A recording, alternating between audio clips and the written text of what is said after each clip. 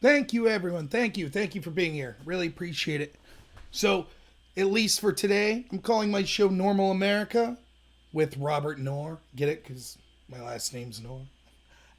That's the name I'm running with for today. And that's kind of the theme of my show, just trying to give the point of view from everyday people instead of the elite gatekeepers that we see in the media and politics. So, that's the name I'm going with for now. Feel free to give input if you like it or not. My friend recommended that I draw the little arrow with the ER in normal. I thought it was clever. It took all of my technical skills on PowerPoint. So thank you all for being here tonight. I want to do a special live stream just about Virginia today. I noticed that Fluid Poor Art by Greg's in here. He's one of the great patriots that were down there today. So thank you very much, Greg. You all should check out his channel, see what he had to say about today and the rest of his stuff. I think you'll be really impressed, but it's great that people went down there and were able to defend their rights. So I'll try to follow the chat as always. I got some moderators for the first time. I've already kind of did a video about this, but moderators, please, I encourage you, let people disagree with me. In fact, you could let people call me names and everything, so long as it's not going to get my channel banned. It's too obscene. If you're out there and you disagree with me, please direct your anger at me and not other people in the chat. But I don't mind disagreements at all. We want everyone to come in here. That's what we are about on our side. Our side that is against the establishment. We're not about trying to censor people. We're about having an open dialogue and leaving people disagree. So I see one Bernie fan's in here, and maybe he'll have some things to say to disagree with me. That's perfectly fine. So, great news today. No violence whatsoever. No matter what your side on any particular political issue is, whether it be the Second Amendment, First Amendment, any of those issues, even rallies, like, I have no love for the cause of, say, Black Lives Matter. I think they're terribly misguided. I don't begrudge them wanting, a police force or a country that respects them, but I think they're terribly misguided and they don't have the facts on their side. We can get into that someday, but for example, the best study on police shootings was from Harvard. It was done by liberal professors, and they fully expected to find that cops were shooting unarmed blacks at a higher percentage. That just turned out not to be the case. In fact, it was within the statistical margin, but it showed slightly you're more likely to be shot if you're unarmed and white. We're not going to get into that tonight, but I don't really respect I don't really believe in the cause of Black Lives Matter because I think they're misguided. But even them, I'm hoping when they have a rally that it's peaceful. I don't want to see law enforcement get hurt. I don't want to see them get hurt. So that, first and foremost tonight, I am thankful for. I'm thankful that we had great people like American Joe that were down there, Greg from Fluid Poor Art by Greg, who's in the chat, he went down, all the people that were with the Patriot Hour, the thousands of people whose name I don't know, most of which probably don't even have a presence on YouTube or a channel. They weren't there for attention. They weren't there to get their name in the press. They were there because they thought this was a right that's being violated. And that's why they went. So real quick, because I'm doing my mobile studio today because I work home healthcare. And I'm off the clock, but I have to stay here and sleep here. So my audio equipment, video equipment might be a little different. So if there's any problems, just let me know in the chat. So yeah, John, you're absolutely right. It's the battlefield of ideas. That's how we win, right? And I don't mean we necessarily just on my side. I mean we as Americans, me as regular people. That's what this show's about. We could disagree on all sorts of things, but we need to have these rights that are established. Remember, never forget this. Democrat whip, Representative Clyburn, admitted on national television, that if we had a vote on the Bill of Rights today, that it probably wouldn't pass because there would be massive Democratic opposition to it. I mean, that's frightening. And so that's what my show's about. That's what I'm trying to do, is to get that stuff out there. Yeah, no lives matter, Jason Voorhees. Indiscriminate. No racial animus with Jason, right? So thank you, everyone, for being here. So what I'm going to do today is it's going to be all about Virginia. I'm going to give my thoughts on how exactly the rally went, my thoughts on the gun laws that were attempting to be passed again, the media spin on it, and I'm going to bring up some articles and some tweets from people. Hopefully that works where you can see them and make up your own mind about what the coverage was. So to start with, I thought that the best coverage I saw today, just whether it be through skill and also just through, it happened to be the feed that was coming through most consistently, was Douglas Dakota's, who is someone who works with American Joe and I've done videos with on the Patriot panel. So I am a little biased, but I thought he did a fantastic job. A lot of the streams like Patriot Hour and American Joe, it was cutting in and out. Now, let me say, is it possible that YouTube was censoring people? Yeah, of course it is. I don't put anything past them. In fact, Google, who I believe is the parent company of YouTube at this point, never forget that Professor Robert Epstein testified that Google has the power to shift 15 to 21 million votes in the upcoming election in 2020. They're clearly a nefarious organization, and they are pro-establishment all the way. If you're one of my left-leaning friends out there, look, they're against you as well. Remember, the big issue of our time, the big issue that we need to fight right now is corruption from this establishment. That includes the mainstream media. That includes organizations like Google that control Silicon Valley and want to censor us free thinkers that are out there communicating on our own. So don't think it's just the left-right. Though, for my right-leaning flanks, clearly it's predominantly put towards conservatives. So we know that, particularly conservative independent content creators. So yeah, that could have been happening. But I really do think that the main culprit wasn't a nefarious plot by Google or something. It could have been. But I do think when you have a situation like that where there's so many people trying to use so much bandwidth at the same time, I'm no computer expert, but it just seems like things will get shoddy. It seemed like when Doug came away from the crowds that he was able to get more reception and his feed was able to come through better. So, you know, I'm not saying that shady stuff couldn't have been going on. Yeah, I do have an email address for my channel, Leonard. My email is, it's just my name, rob.nor@gmail.com.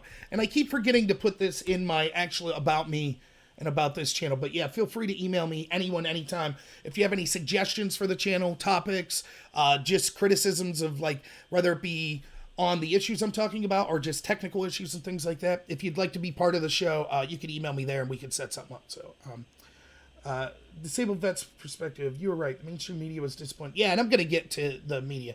So that was my first thought. I just wanted to bring that up. I thought Doug also, here's some of the things I thought that he did fantastic. And look, I just happened to be watching him the most because that was the feed that was coming through. I'm sure there were a bunch of great patriots that were doing similar things, but some of the things that I really liked and I think exemplified, particularly on this MLK Day, why our side should be the preferred side for people is one of the things that he was doing was, one, he wasn't trying to be hyperbolic. So there was a lot of talk about snipers on the roof and things like that. And Doug was quick to point out a lot of rallies like this, you see things like that. You see law enforcement taking, which to an outsider seems like an extreme position. So just because there were snipers on the roof, that wasn't necessarily nefarious. The part that was nefarious was Northam saying that inside the Capitol grounds, you couldn't exercise your right to have an arm, to have a firearm with you. You couldn't exercise your Second Amendment rights. And that's not only a Second Amendment issue, as the lawyers argued for the VCDL and others, that's a First Amendment issue. It took away your right to free speech. That was based on some nebulous, there was a threat from someone. This was repeated verbatim by the mainstream media. And now they all look like fools. Because it was one of the for the amount of people that were there and for the subject matter, it was one of the most peaceful rallies I've ever seen, whether being at live or looking at the live stream of it. So, Ralph Northam, this just goes to show you, again, extrapolate this to red flag laws, which they're trying to pass. It sounds harmless. If you're someone who doesn't follow these sort of things in government tyranny closely, it sounds like, yeah, sure, there's wackos out there. I don't want guns in their hands. We all feel that way, right? The problem is when you give someone the authority to say you lose your rights that were guaranteed in our Constitution based on just me claiming you should lose them. In other words, you don't get to defend yourself in a court of law. The accusation means you lose your rights. That would be used widespread to take away the voice of patriots, to take away the protection of patriots, and anyone who wants to criticize the government. This is the necessary first step to total government tyranny. This is what happened in Nazi Germany. These are what all sorts of authoritarian regimes have done across the world. We see what's happening to the people in Hong Kong. We see what's happening to people around the world that have been disarmed. So it's that important. It really is.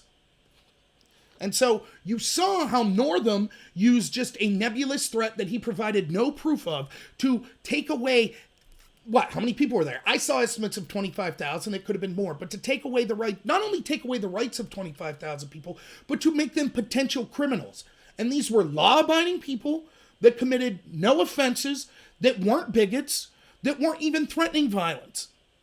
There wasn't even the threat of violence, or and all the feeds I watched, and I did a lot today, I didn't see one bigot openly speaking. Not one. Not one threat of violence. Well, I did see one threat of violence, which I'll get to. Yeah, Dash, how I never know how to pronounce your name. Enjoy our free speech zones. Yeah, I remember my university days, 9/11. The anniversary of 9/11, they banned smoking, and we're in a state university, so it was banned in basically our land, the people's land, because it's a state university, public land, and they banned smoking. And there was a free speech zone where me and like 3 of my friends got to stand and yell like, yeah, way to celebrate our freedoms on 9/11 by banning the ability to smoke. By the way, I don't smoke, I have asthma, so I had no skin in the game, but it's still the taking away of our rights. Free speech zones are a joke. The free speech zone is the United States. That's the real free speech zone. And anytime the government tries to tell you otherwise, they're infringing on your rights. Absolute truth. Right, Mark. All these gun owners that were supposedly irresponsible, yet not one firearm discharged. And I'll get to more of that in the future here. So, yeah. So that's one of the things I thought, because it's very easy. You have to understand. I hope that people that watch my channel or any channel, whether it be a channel that agrees with me, disagrees, channel that has nothing to do with politics, there's several reasons to watch. One's to get informed, but certainly you're watching to be entertained as well. I mean, I'm not just sitting there watching like, a baritone professor explain to me like scientific facts. I'd like it to be jazzed up a little, I guess. So it's easy to get caught up in that and be like, oh yeah, things, the government's clamping down. These snipers, I fear for my life. But Doug didn't do that. And I thought that was to the benefit of him and to the benefit of his audience. So good for him there. And other things just real quick that I saw that he did that I liked. He walked up to Black Lives Matter that was there, talked to them. He walked up to younger people that flipped him off and talked to them. He was not rude to them at all. He let them say their piece. He was polite in his exit of them. Like, that's important. And if you watched my video yesterday talking about advice before the rally, that was one of the things I had to say. Look, we are fighting, you have to understand, we're fighting a propaganda and an information war. The mainstream media, Silicon Valley, academia, the entertainment industry, all of these people, unelected officials, intel agencies, people at the State Department, establishment Democratic Party, and even established people in the Republican Party. All of them are waging a propaganda war on us. They need to be the total gatekeepers of information. Their ideas are so bad for all of us, regardless if you come in it from a left-wing or a right-wing idea. Their ideas are so bad and seek to consolidate power in their hands and take it away from us, the people, again, on all sides. That the only way they could get their ideas across is if they censor the truth, if they are the complete gatekeepers of information, and that there's no free competition in the marketplace of ideas. And so that's how we win this battle. It's not just a matter of, oh, you're supporting the Second Amendment because you think you could outgun the government, you could outgun the military. No, Eric Swalwell, Mr. I'll nuke the country, I'll nuke gun owners. That's not what we're saying.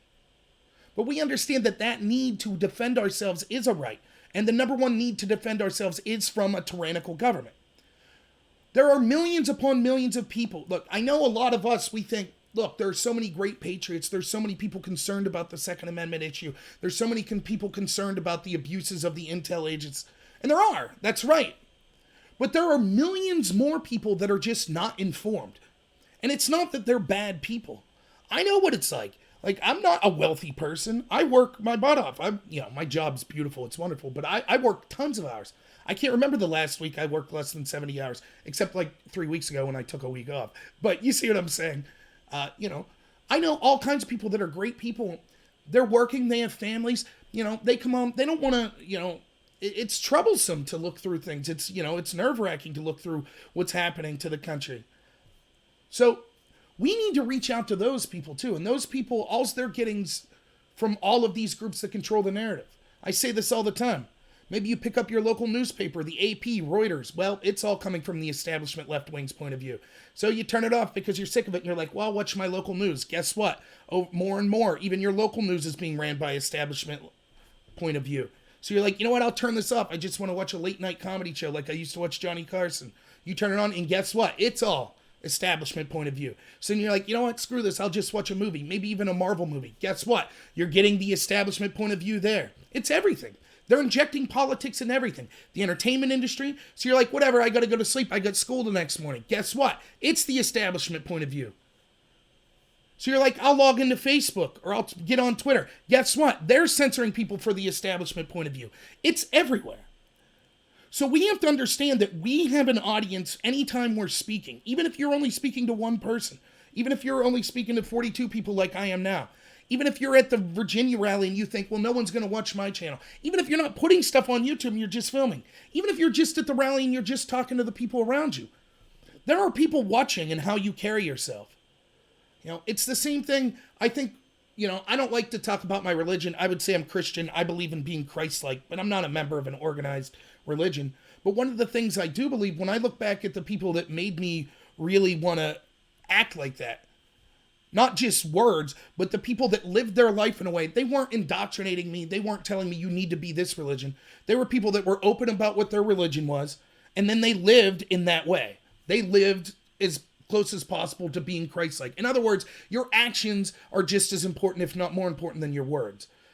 And so you could tell when someone's genuine. That's why we have to be genuine, and we're willing to talk to people that might disagree with us. We're willing to take allies from different areas. Maybe we disagree on economic policy or trade policy. Maybe we disagree on all sorts of things. But we understand the importance of the Bill of Rights. We understand the importance of the Second Amendment. I thought Doug did that phenomenally, as did other people that I saw less of, but like the Patriot Hour, American Joe, and just other people who I don't know their channels as well, or even if they have channels. But just from my watching there, I saw a bunch of people coming together. It wasn't just one race. It wasn't just one background. I saw a bunch of people coming together that understood the importance for these rights. People that might disagree on a lot of other issues, but they understand the need to prevent government tyranny. And so I was very proud. I was proud to be associated with some of these people, proud to be associated with that cause, and extremely happy that there was no violence. Extremely. And so my hat's off to, I know Greg, you're in here, so my hat's off to you and anyone else that was there today. So thank you all very much. I thought that went very well. So let's see if we're seeing it. Mass right-wing ignorance is basically a religion. But you could say the same of left-wing indoctrination. For example, I don't know if you're the same person that was arms for something that was on here the other day, vote for Bernie, but there's a lot of things, for example, in my discussion with whoever that person was on impeachment that were just total nonsense and indoctrination. Polls show that over 50% of Democrats to this day still feel that Trump is a stooge of Russia and illegally conspired with Russia in the 2016 election. This is despite even the Democrats' point man, who was supposed to be their savior, Robert Mueller, coming out and saying, yeah, it's garbage. We didn't find any evidence of that. Even the IG that they asked to do an investigation, Horowitz, came out and said, yes, all of those claims were garbage. Yet still to this day, there's mass indoctrination of people in the Democratic Party. Certainly, though, I'll agree with you, Bernie, that it can happen. There can be people on the right that are, quote, indoctrinated as well. But it's more difficult because all of the cultural institutions of power that shape the narrative are coming from the establishment, particularly the establishment left. And so, yeah, there are a smaller amount of people that are outside of that bubble that theoretically could be indoctrinated, but it's far easier for the mainstream people to be indoctrinated. And I'll show you evidence of that coming up with some of these tweets and articles I saw. Let's see. Yeah, I mean, secular progressivism is a religion of the left and insane. You could say the same about, like, for example, climate change. That's a religion that they have. The secular progressivism, like, they have sacred cows that you can't attack. For God's sakes, J.K. Rowling, who's, a woman who's an author, a big advocate of feminism, has even pushed it in her Harry Potter books.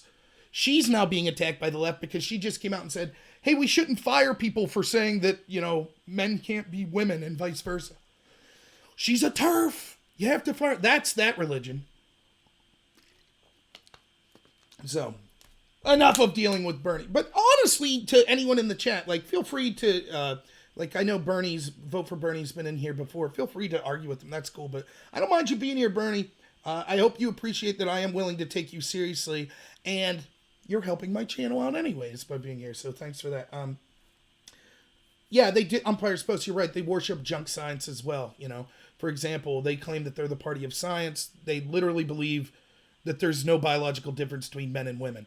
They believe all sorts of nonsense. They convince themselves, for example, that of cultural relativism, which we could talk about that at length some episode. That'll be something fun to talk about, which is the idea that no one culture is better than another. That's not true.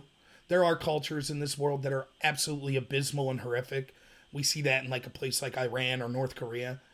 So the same group of people here that will say, this is a misogynistic culture, this is an anti-gay culture, will celebrate cultures that throw gays off buildings and stone women for adultery. So yeah, a lot of the left believes a lot of crazy stuff like that. If Fox is the highest rated news network, I wouldn't consider Fox a good news network. There are some people I like on it. I like Tucker, but they're a corporate news as well. And yeah, that's a small percentage of the mainstream media. The major networks, for example, study after study have showed anywhere from 92 to 95% of their coverage is anti-Trump. So I know maybe I'm just indoctrinated bringing up facts like that. So that's what I thought was good about the rally. It was peaceful. Now, let's talk about some legitimate criticisms that I've heard through chatting with people today. One of the criticisms is, well, this didn't stop the bills from passing, and so we need to do more. And then there's a discussion of, is violence justified or necessary? It would take me probably 2.5 to 3 hours to give you all my thoughts on the appropriateness of using violence. Suffice it to say, the short note is 99.99999% no. Never for a political cause. If your lives or your rights are significantly it's do or die, then it's different. But certainly that is not the point we're at today with this rally. So let's start at the beginning. The bills are still going to pass, so nothing's changed. And that's true, that the bills probably still will pass. And there is no guarantee of victory. This is a war. This is an intellectual and an information war, and this was a battle in that war. I think it was a good, decisive victory for our side. And when I say our side, I'm not just meaning the Republican Party. That's not what I'm talking about. I'm talking about us that are opposed to the establishment. It was a decisive victory for us. Because here's what it did. Even though those bills are still going to pass, it set a signal to the establishment that we're not going to roll over. That there is a silent majority. For every one person that was there today, there are probably 50 that would show up to a cause like that if they were able to. Or even if they don't want to go to a rally or something because that's not their thing, they share the beliefs of those that were at the rally. And so this is a signal to the establishment. It's the one thing they want more than anything is to maintain their power. And so when they come for our rights, they'll always do it incrementally. They're not just going to wake up overnight and say, okay, hand in all of your guns. They're not going to wake up overnight and say, okay, you no longer have free speech. They won't wake up overnight and say, you no longer have access to private property. This is something I talk about often on this show. You talk about infighting in the Democratic Party, such as between Nancy Pelosi's faction and Ocasio-Cortez's faction, the Squad, right? What a stupid name, by the way, the Squad. What is that infighting about? Do you really think that Pelosi and AOC disagree on what they would like to see from the country, from our government? I don't. I think that Nancy Pelosi is every bit as radical as AOC. The problem is this. AOC's a novice. She doesn't understand how to achieve things politically. Nancy Pelosi does understand that. So Pelosi understands that you can't just tell people, yeah, we're going to ban meat. We think that you shouldn't be allowed to own a car. We think that we'll give people money even if they don't feel like working. We think that we'll have massive government control over the entire energy sector. We're going to retrofit every building in the United States for renewable energy within the next 10 years. They know that the average people are going to be like, what? And then throw in with all that, oh, by the way, this is all going to be implemented based racially. We're going to give more money and attention to, quote, oppressed or marginalized communities. People won't swallow that. You can't do that overnight. So what Pelosi's mad at AOC for is not that they disagree on what the outcome should be, but Pelosi's basically saying, shut up. Don't let the secret out. We don't want them to know this. That's what's going on. That's why a lot of them don't like Bernie as well. Of course, the establishment Democrats, it's their dream to have as much government power as Bernie's advocating for, but they're afraid that it will be rejected by the majority of people. As soon as there's a symbol, as soon as there's a symbol that there is votes to be had and power to be maintained by spreading those beliefs, they'll put someone forward. Oh yeah, that's what they did with Elizabeth Warren. Thank you, Dash. Embrace the deplore with Robert Norm. Let's see. Yeah, the Sinclair groups know better. And you see what's going on with Fox. More and more, they've seemed anti-Trump. They put people on there that were anti-Trump. I'm not even talking about Trump as a specific person, like, oh, you can't have criticism. Of course you could have criticisms of Trump. That's not what I'm discussing. But their coverage, selective coverage, it's not just outright lies. It's errors of omission. Stories they won't cover, like, how many people other than maybe Hannity, Greg Gutfeld, Jesse Waters, and Tucker Carlson are seriously covering the corruption of the Bidens and the Obama administration on Fox? Not many. So I have no love for them anyways.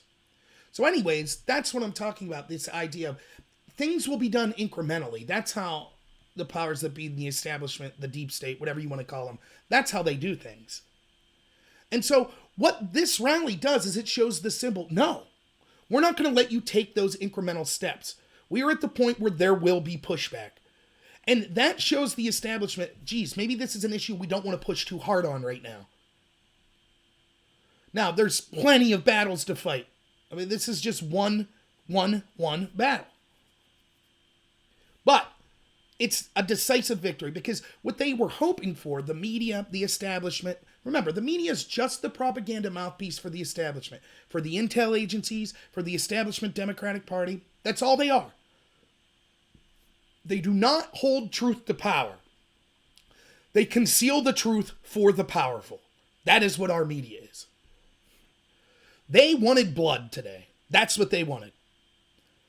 And the more gruesome the blood could have been, the better for them. That's what Northam wanted. That's what the Democrats in Virginia wanted. That's what the mainstream media wanted. That was the salacious coverage they were pushing all week. Their dream would have been for someone wearing a swastika to shoot an unarmed woman. That would have been their dream. They want that. It's not just good for ratings, it's also good for their propaganda cause. Because they know if that happens, that they would then be able to paint everyone there as racist, as violent, as thugs. And they would say, see, we need to strip these people of their Second Amendment rights. We need to make sure that they're not allowed to attend rallies or hold rallies anymore. That's what they wanted. And when you're involved in this informational battle, this informational warfare, you do not want to give your opponent what they want. So I understand that there are a lot of people out there that want more, that they think it's time for a revolution. The revolution, it sounds right. to me it seems, I'm not begrudging people. I understand. And I understand that, quotes of the Founding Fathers suggesting stuff as much. But the revolution today isn't, to me, pick up your musket and charge the field. The revolution is the information battle. There are millions of people on the sidelines. Who reaches those people? If we reach those people, if we break the propaganda hold that the establishment has, then we win. I was saying today, have you ever watched the movie Gladiator, right? There's this scene in Gladiator. For those of you who don't know the plot of Gladiator, first, what are you doing if you haven't watched the movie Gladiator? What's wrong with you? The plot of the movie is this, basically. You had this Roman general, played by Russell Crowe, Maximus. And Maximus, he basically gets screwed over by the new emperor that comes in, and they kill his family and they make him a slave. And he has to fight as a gladiator. And so then the new emperor finds out that Maximus is still alive. So Maximus, there's this scene where he's about to eat food after he knows the emperor knows who he is, and he won't eat it because he's afraid he's poisoned. And his buddy reaches over and eats a spoonful of it and acts like he's dying and then just starts laughing. And his other buddy says, "You have a great name. They have to kill your name before they kill you." That's the truth. And what that means is they have to kill the ideology before they actually, and I don't necessarily mean literally kill, but take out the person. And what I mean by that is they can't just start taking guns from people unless they win the information warfare. They have to convince the majority of the people that, yes, this is what needs done. So the battle's not who has more physical strength. The battle is who can win the ideological battle. That's where we need to be. That's why anytime you start talking about violence, it's a bad idea. So let me just briefly talk about this because I promised someone that I would direct this, because the criticism would be something like this. Nothing will be done. We're all pacifists. The government will run roughshod over us, and today's rally proves that. I don't think that that's the case. I think today's rally was a step in the other direction. And I think that there are two problems with sort of this suggesting that the intensity needs to be upgraded as far as physical action. The first is I think it's just morally wrong. I really do believe that. Oftentimes when that occurs, it's not pretty. I'm no expert and I'm no great historian, but I've read about famous revolutions in the past, and innocents will be caught up in it. Everyone will be forced to take them aside and put in a position where maybe all sorts of atrocities could happen. So that needs to be avoided at all costs. And the world is different today than it used to be back then. Like I said, we could win this with information warfare. And remember, if you morally could justify yourself, well, this was an issue that we need to take up and be violent on, I guarantee you there's someone you disagree with on the opposite side of the aisle that makes the exact same moral justification. For example, there are people that truly believe Trump and his supporters are racist, they're going to lock gay people up, they hate black people, and so they feel morally I have the right to use physical violence against Trump and his supporters. Now, objectively, we could see that that's nonsense. That's horrific. But when it's an issue you cared about, you can't give in to that or else you're a hypocrite. Now, one of the things I often say, though, is when you're talking about things like this, oftentimes the moral argument's not going to reach people. If you disagree, few people think that they're immoral people. Most people think they can justify whatever they're doing within their own belief system. So let me just get by the moral argument then. And it's the less interesting argument anyways.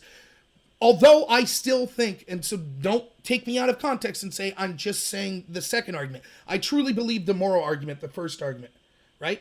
But there's also the strategic argument if that doesn't persuade you. And the strategic argument is this.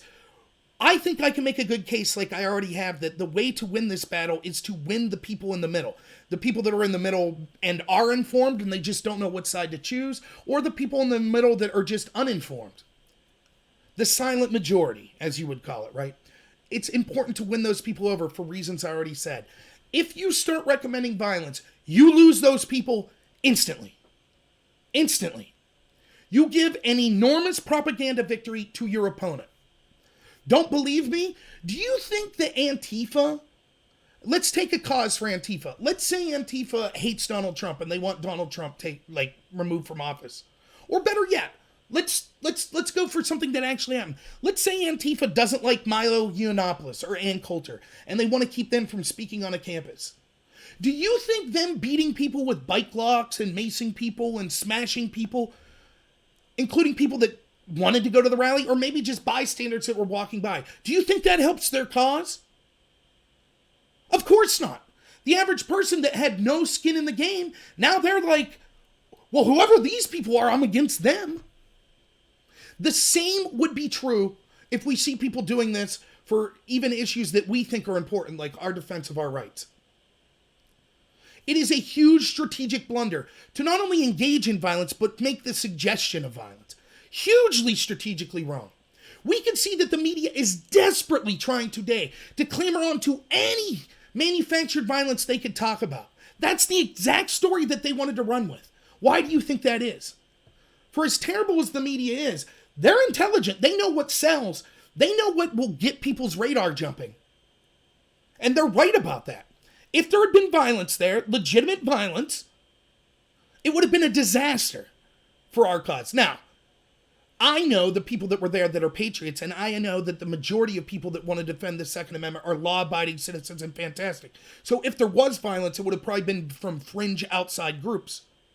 But even that would have been painted as a disaster, and we would have had to fight back over and over again. I'm not likening the people that were there today to Charlottesville. In fact, it's disgusting to liken them like that. But look at how even today you see all these media outlets saying, oh, this was like Charlottesville. Oh, all these white supremacists were turned. They're still using the one instance of violence they could find at a rally, even though it wasn't people that represent us. It was white nationalist type people predominantly. At least the person that killed Heather Heyer was. But they're still trying to smear us with that. That's why we need to win the intellectual battle. That's where the fight is at. Remember, I talk about this all the time. When you're talking, you're not just talking to the people or the person you're talking to. You're talking for any audience that might see you. And there's 5 possible members of that audience, right? There are people that will almost always agree with you, and there are people that will almost always disagree with you. Then there are people that, basically agree with you, but not as strongly. They might disagree on something. And there are people that basically disagree with you, but not as strongly. And then there are people directly in the middle that maybe haven't taken a side, or they're just ignorant of the issue. You're speaking to all 5 of those groups. The chances are those that are extreme on either end, you'll have difficulty changing their mind. But those other 3 groups may. And so how you carry yourself, acting with civility, acting with humor, being charming, being genuine, those things are important. Being willing to listen to people that disagree with you. And if you are a Christian, you know who knew it better than me? That's kind of who Jesus was. That's right. Isn't that exactly the lesson that we should learn from him? And there's a reason it's so effective. There's the reason that that's truth, and that you know that that's truth. That you should behave Christ-like. Even if you're not Christian, that's fine. You don't have to believe in the Christian, but you understand the person of who Christ was. That idea of your actions speaking. Being a civil person, being a genuine person.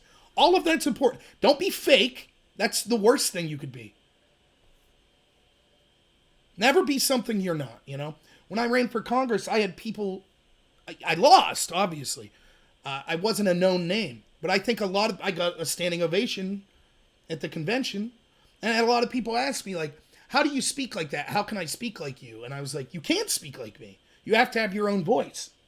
For example, if you're a pediatrician, you're 70 years old, you're not going to sound like me, So you be yourself, but you act in a genuine way, but you're willing to listen to other people. You're willing to engage in dialogue. You're willing to be, and this is kind of the theme that I want to get across today. This was Martin Luther King Day. Now, I know, we'll have people in the chat saying, Martin Luther King was a womanizer. It's the symbol of MLK that I'm interested in, not the individual person. That's the problem with all symbols. When you start to learn the truth, the reality of who the people behind the symbols are, they're not as squeaky clean as the symbol would leave you believe. To me, what MLK represents is this. We don't judge you by the color of your skin. We judge you by the content of your character. That's it. That's the message. That is who we are. That's who the patriots at this rally were today. Any color's acceptable. Any background's acceptable.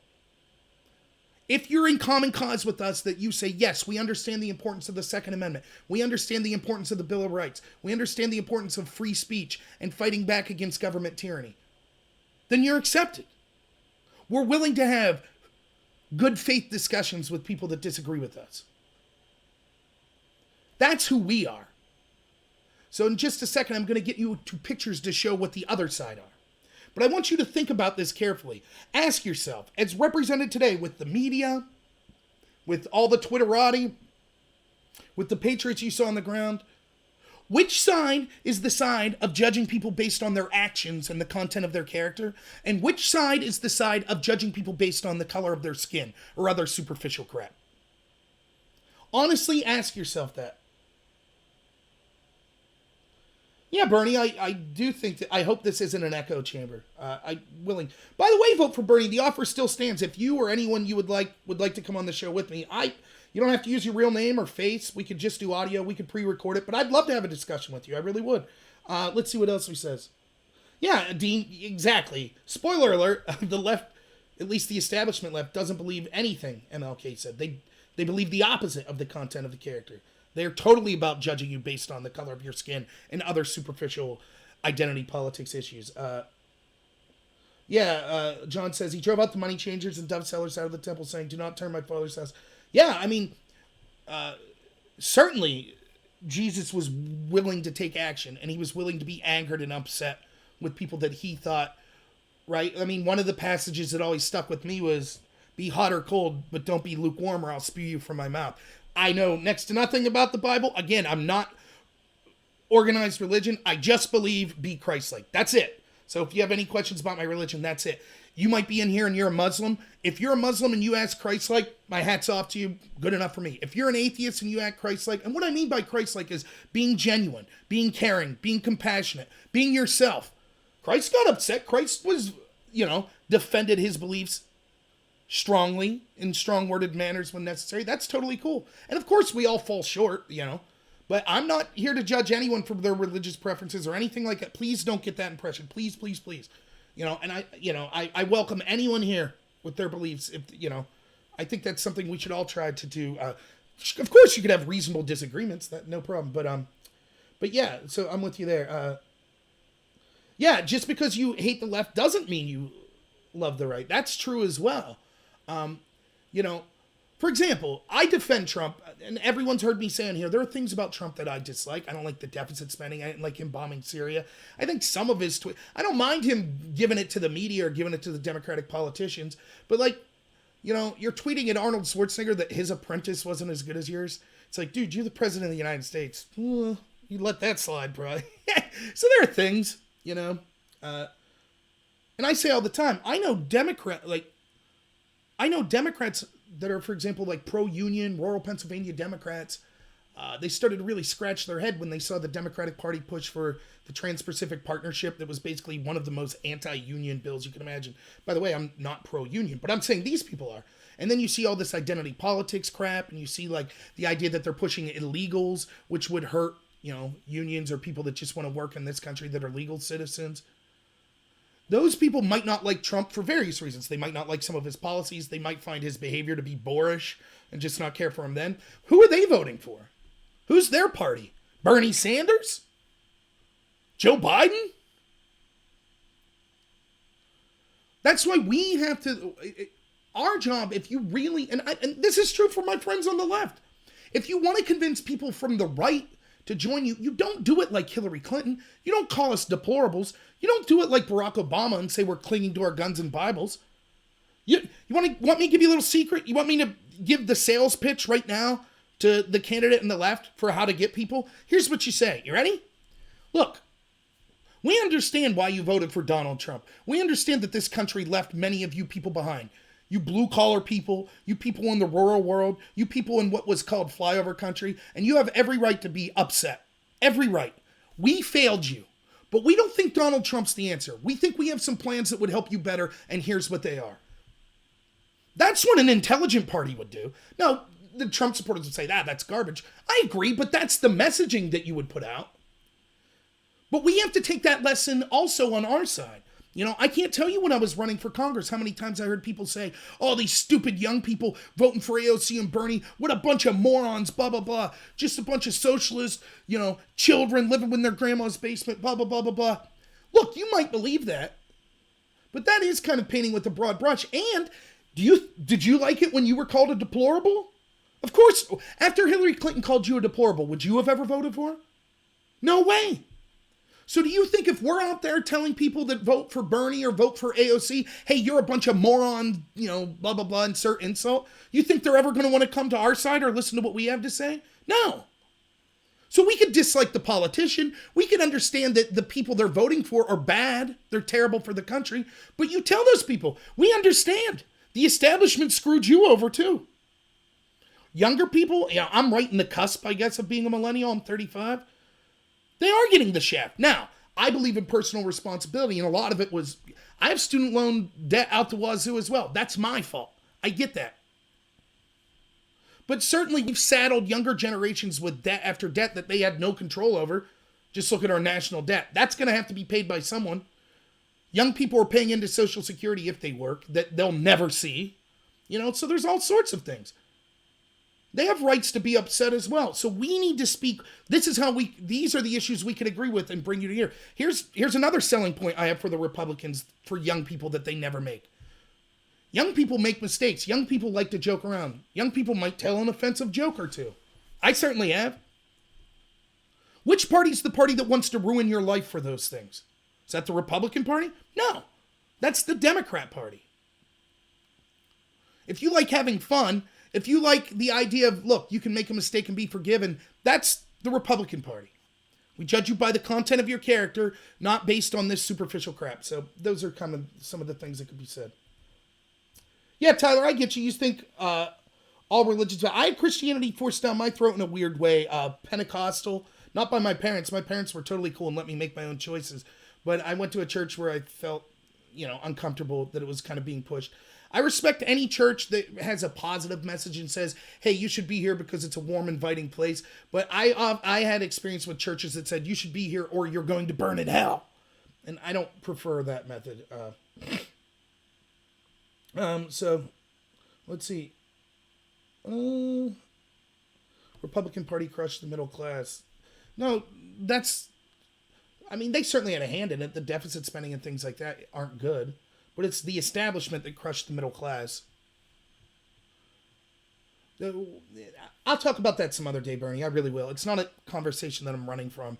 But it's a problem with whether or not we are blaming capitalism or socialism. But in order to point the blame at something, you have to identify what system we have right now in order to be able to criticize it. So are we living in a capitalist or a socialist system? Or is it a mix? It's a mix. So what is primarily to blame for the problems and the successes that we see with our current system? Because that's one thing. Oftentimes we like to talk about how bad things we are. We talk about, and there's reasonable criticisms. We talk about an income inequality gap, for example. And it's worth talking about. There is a problem having that much income inequality. But we also, at any other point in human history, today, have the best quality of life for the most people, bar none. Largely due to capitalist policies and, free market policies, we have halved the amount of people in crippling poverty in the last 20 to 40, 50 years. It's been halved. So all right, let's get to some fun stuff about today. So, I'm not the most technically proficient person, so bear with me, but I think I got this down. I have to shrink my beautiful face here. No. Ha! Funny that just that lady, that is what came up. So what I did here was, let's start with this. So I saved some stuff that I saw that I thought were worth starting. So let's start with this. And I hope everyone can see this. We're not going to do audio. I'm just going to do images. I've decided. So here we have Ethan Sommers.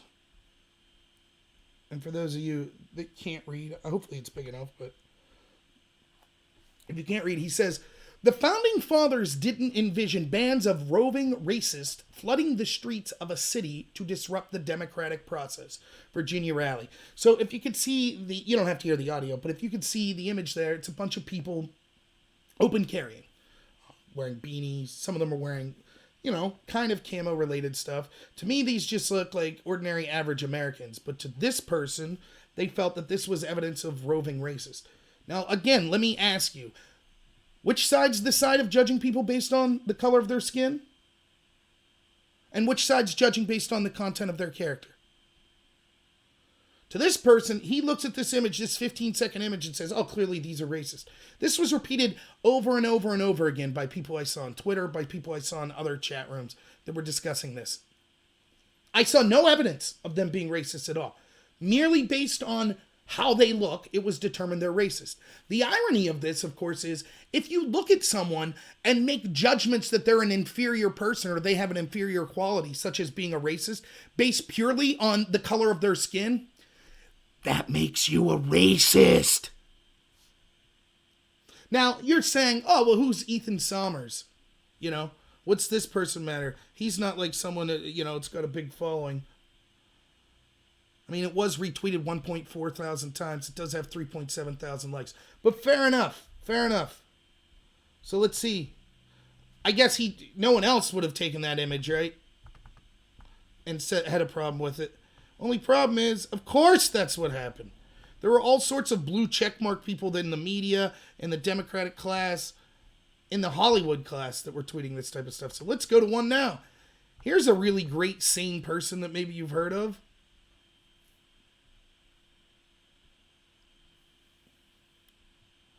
Alyssa Milano. By the way, Morgan Freeman tweeted something very close to this. Even Morgan Freeman bought into the propaganda.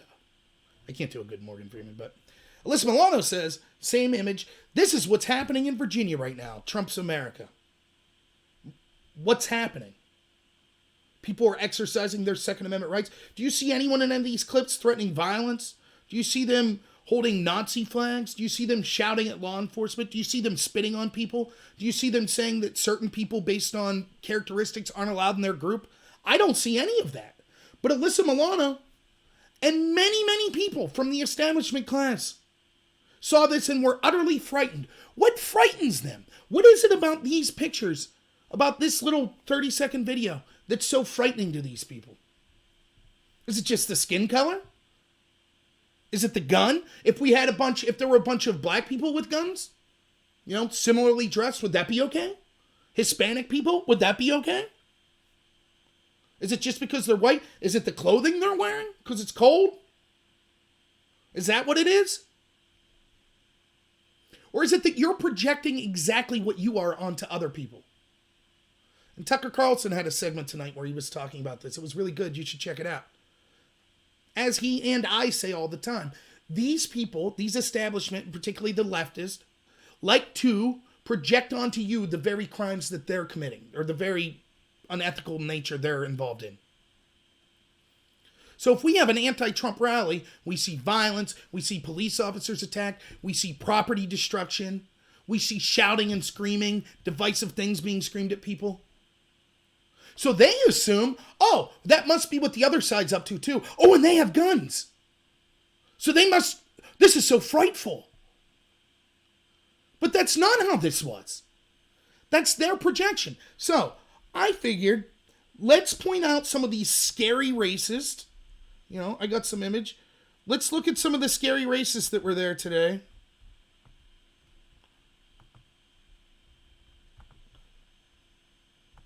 Here's the first. I warn you, this is frightening. A scary racist. You ready? Here's Jeffrey Dove talking about the importance of the Second Amendment. Look at that. He doesn't seem to be being shouted out for being a black man. I don't hear him yelling racial slurs. Isn't that weird? But we were told this was bands of roving racists. We were told by Alyssa Milano that this was very frightening, what was going on here. Yet here we have a patriot, happens to be black. He doesn't seem threatened at all. Seems like he's having a great time with like-minded people to me. But it must be an anomaly. There couldn't have been other people. You know? He's probably a secret neo-Nazi, right, Alyssa Milano? I mean, Alyssa Milano knows a lot. She was in Charmed, so she must have some witchcraft powers we're unaware of. Let's see. Let's check out the next one here. What's this? A woman? A black woman with other women? Now, I'm not playing the audio, but if you listen to this clip, she says something that I've been saying, which is the Second Amendment is actually most effective for marginalized communities. The same communities that the left claims that, we have to play identity politics and just focus on them and they're perpetual victims. So, for example, even though the establishment left would want you to believe there's no difference between men and women, the truth is that on average, men are more physically powerful than women. Just because my wife could beat me up doesn't mean that's the case everywhere. But that's the truth on average. And so one of the great equalizers to stop from being assaulted by a man if you're a woman is to open carry. Again, I've told this story. There used to be this Penn and Teller show called Bullshit. That was the name of the show, so I'm not just gratuitously swearing. And on that show, they talked about how if it was up to them, they would send every woman in the country a free handgun. Now, the woman could turn it down if they wanted, or they could accept it. What do you think that would do if you're a potential person who wants to assault a woman, knowing that there's a better than not chance that they're armed? Now, granted, it's hyperbolic and that obviously wouldn't happen. But there's truth in that. In that if you know that people are disarmed, then the people that are the least physically strong will be the biggest victims. That's true. And that's what this woman's saying. She understands the importance of self-defense. Let me check. Yeah, you're right, Umpire's Post, and that's exactly what I'm talking about. They think that it's only white people that care about this. It's not. It's not at all. Let's go to the next. That's surely it, though, right? And this is by no means a comprehensive list. This is just me and some of the stuff I found today looking. Next.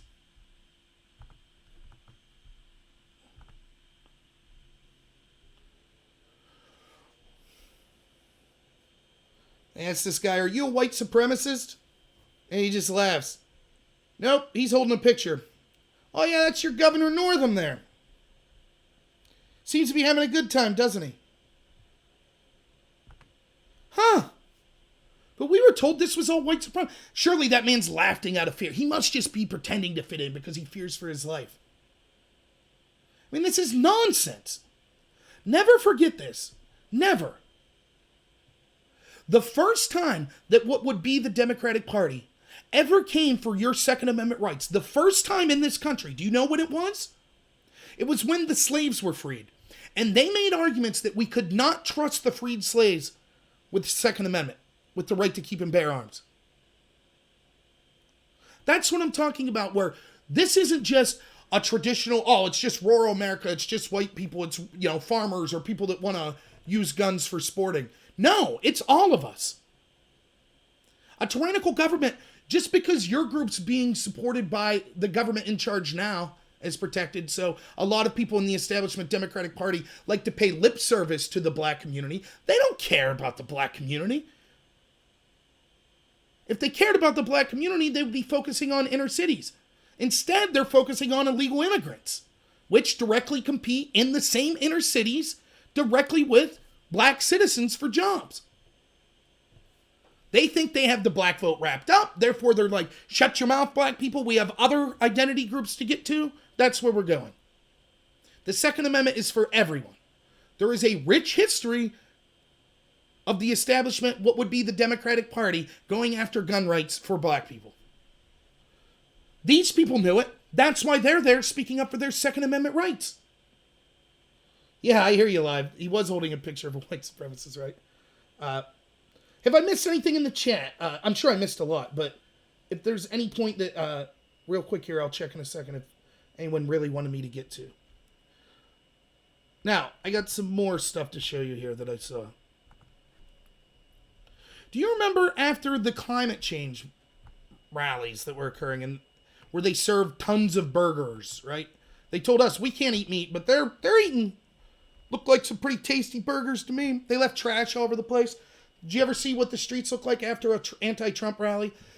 After a rally designed to keep conservative speakers, look at Berkeley. Did you see how the streets looked? Starbucks, CVS broken into, lit on fire, trash everywhere, right? So surely a rally like this, I mean, it had to be horrendous. These people must be pigs that just left trash everywhere. Oh, what's this? Groups of people organizing to pick up trash? Huh.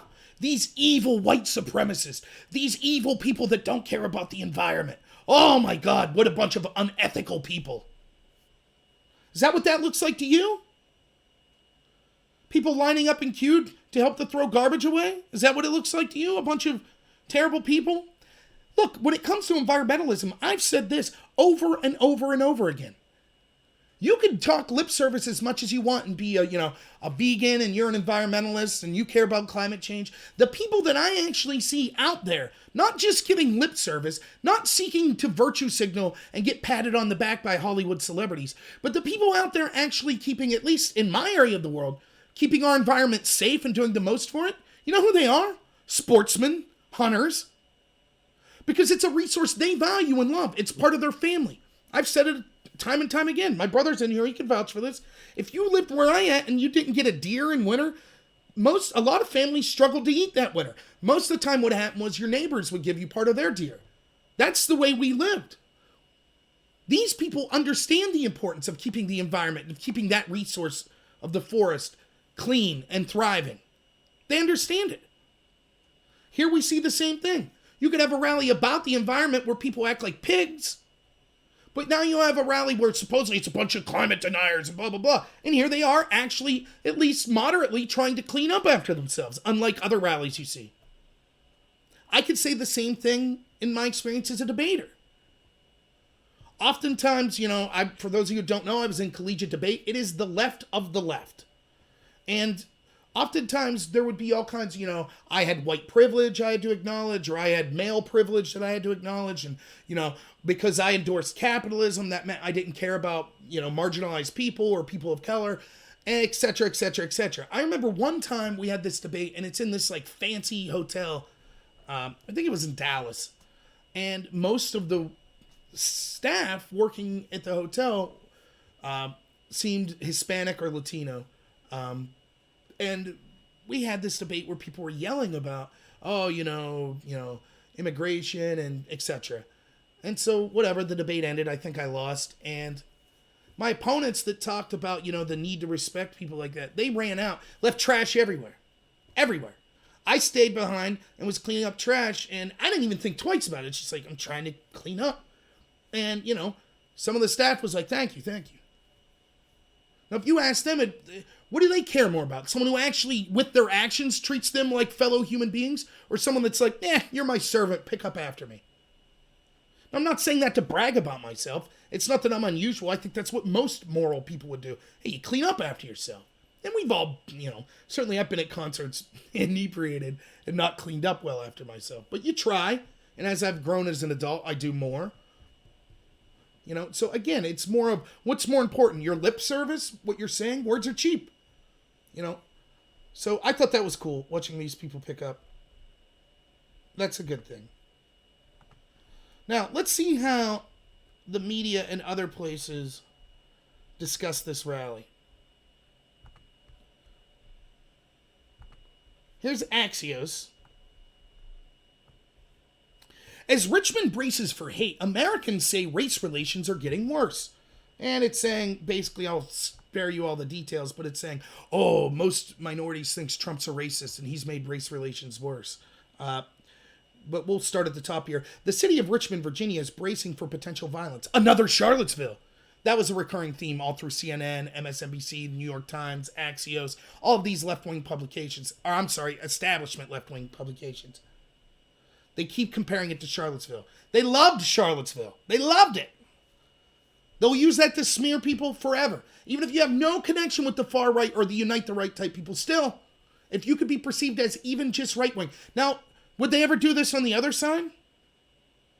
A rally of people, we're worried it'll be a repeat of Steve Scalise shooting. The guy that shot Steve Scalise was a Bernie supporter. So what's that? A bunch of Bernie supporters are getting together? Oh, it'll be Steve Scalise all over again. No, they would never do that, and rightfully so they wouldn't do that. Why it matters. On a day that is meant to celebrate what would have been the 91st birthday of civil rights leader MLK, the nation is grappling with emboldened white nationalist groups and racial tensions. Surveys show a majority of Americans believe race relations are getting worse. Driving the news, Virginia state officials are on edge after learning militia groups, including extremists with white supremacist views, were planning a violent attack on Monday.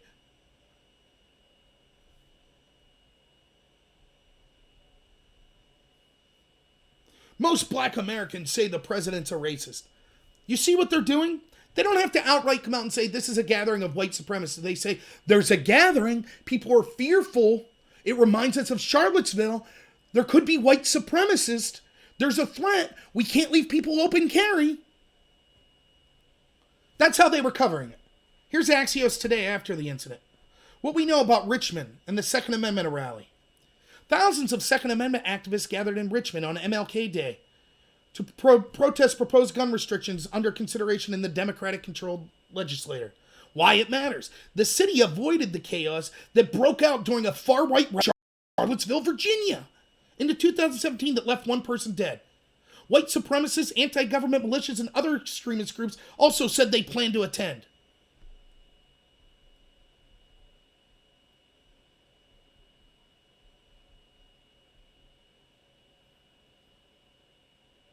Do you see how that works? Even CNN, which was actually better than Axios, Virginia gun rights rally concludes peacefully despite earlier fears of extremist violence. You see what they do? They have to keep that violence associated with white supremacists. That's what they're doing. They would have loved if there was violence. They would have loved if the KKK showed up.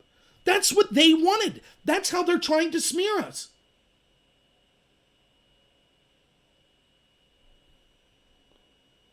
My brother says Bernie's acting like a bigot. I didn't see what he said, Jojo, but funny. Now,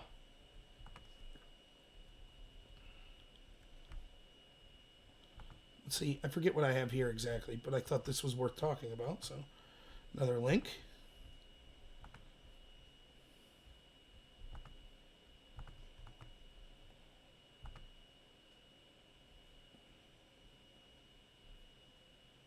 This is from Newsbusters. And it's a video they have here. It says, lies. Claims more than a week of violence occurred before Virginia gun rally. It's from CBS. A week of violence, they said, before the rally. Did you see the week of violence? Did you see violence at the rally? Did you see even anyone suggesting violence? I didn't.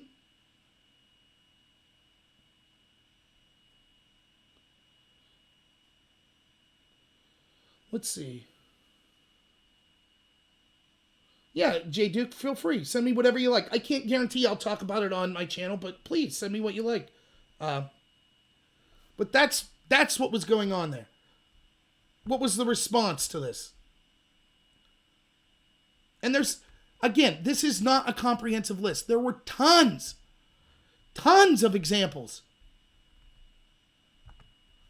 of these falsehoods being spread.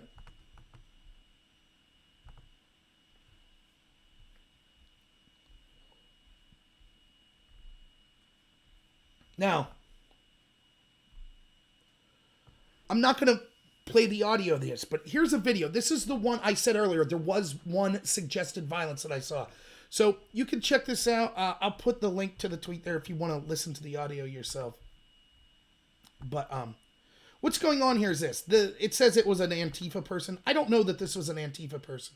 The person claimed to be a libertarian. But what he says is he goes up to someone and says, oh, you're for revolution? Why don't we jump over that fence and kill that person? And the entire crowd condemns this. They're like, what are you talking about? You're an agitator. And the quote that's said here, the guy actually says, where he says, look, punk, we know what you're about. You're an infiltrator. Get the F out. That's what these people are yelling at this guy. So one person in this rally of 25,000 plus people, of all the footage that I've seen, suggested any sort of violence. And all of the patriots there were immediately like, no, we're not about that. Get out of here. Now juxtapose that to Richmond braces for hate and violence versus the actual groups of people there saying, no, even one person talking about this violence is ridiculous. Get him out of here. That's the lies that are being told. Almost done with this part of it. The last thing, and I think this really, really takes the cake. What would a show talking about misrepresenting this rally be without hearing from the one, the only Governor Blackface Ralph Northam himself? Northam says, if you can't read it, we are all thankful that today passed without incident. The team successfully de-escalated what could have been a volatile situation. I will continue to listen to the voices of Virginians and will do everything in my power to keep our Commonwealth safe. Now, before I talk about the stupidity of this, let me do you all a favor and make my beautiful face bigger again. So, I'm buffering. Sorry about that. I don't know why. My connection should be good, but thanks for sticking with me through it if it is buffering. So yeah, hopefully you could have read that by Northam there. But the important part is he said his team successfully de-escalated it. That's garbage. The implication there is there was to be violence and his team solved it. That's not what happened. They made up the threat of violence, and then when there wasn't violence, they took credit for their unconstitutional measures as the reason that there wasn't violence. Now, this is something I say all the time with, like, the Patriot Act. I call it Schrodinger's Patriot Act. When the government takes away your rights in the name of safety, they will never, ever, ever give those rights back willingly. Ever. So when Northam took away these people's rights to open carry on the Capitol grounds, if there had been violence, Northam would have said, see, I was justified. He wouldn't have said, oh, I guess it didn't work. What I did didn't work. He wouldn't have said that. He would have said, of course, I was justified. I tried. I took away their rights in the hopes that there wouldn't be violence, but it just didn't work. So now we need to take away more of their rights. That's what they would have said. If there is no violence, like what happened, he says, see, I was right to take away their rights, because that meant no violence occurred. That's ridiculous. Now, those of you that thought maybe there should be some sort of escalation, do you see how that would play right into their hands? Do you see how that would be a huge win for them? These craven people, in the name of consolidating power and taking away your rights, are actively cheering for violence. Let's go back to Charlottesville, okay? Again, I'm not the one comparing this rally to Charlottesville. That's not what I'm doing. That's what the establishment's trying to do, to say everyone there was white supremacists. I showed you images. Look, don't take my word for it. Look it up yourself. Why the buffering so bad? Maybe they're out to get me. I'll just keep going. I hope the buffering solves itself. But that's what we see, right? Look it up for yourself. I didn't see the racists that he's talking about. I didn't see the violent people that they're talking about. But they want that. They desperately want it. They want an excuse. The end extreme of it is, yeah, you hear people say they want to declare martial law. It is like that. That is true. Maybe not that specifically, but that's what they want. And like I was saying, let's go back to Charlottesville. I'm not the one who was suggesting it, but one of the things that happened in Charlottesville that I begged people to please be careful about was even the ACLU, which has no love for Trump or Trump supporters, admitted in Charlottesville that the police actively set up a powder keg situation where they actively pushed the protesters and the counter-protesters into a confrontation. Now, I'm not saying it was Joe Schmo police officer that made that decision.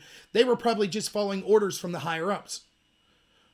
Those people at Charlottesville, they wanted a confrontation. Not the people on the ground. Of course, many of them did on both sides as well. But the leadership in the community, they wanted that to happen. So that could be used as an excuse for, we don't want any right-wing protests. We don't want any right-wing rallies. We don't want right-wing people to have the right to peacefully assemble anymore. Because Charlottesville.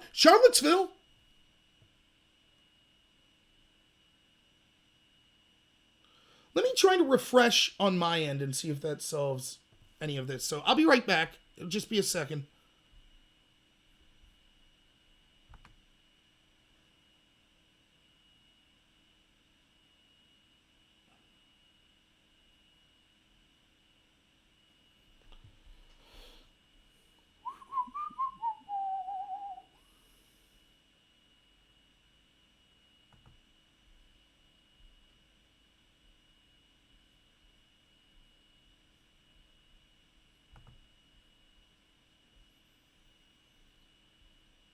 Right, hopefully we're going good now.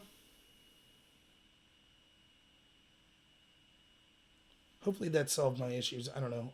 I'm not very technically inclined, so all I did was refresh, but thanks for sticking with me, those of you that it wasn't going so well. Thanks, Modus. Thanks for being here. So that's what's going on. They desperately want the violence. That's exactly what happened. All right, I'm done ranting, so let's do some participation from the chat here. They've used the Charlottesville argument for 2 years. If you debate a left, it's the only incident they bring up. Right. And look at it in comparison to other issues. Do they bring up when the left assembles something like Steve Scalise? Check out my live stream I did last week where my time capsule segment was, an article or a blog that I'd wrote back right after Charlottesville showing the hypocrisy of Bernie Sanders specifically. I always screwed the Gifford name up. Is it Gabby Gifford, I think? But Gabby Gifford was a congressperson that was shot in Arizona, and they tried to blame it on the fact that Sarah Palin put a crosshair over that district and said, we're targeting this district for victory in Arizona.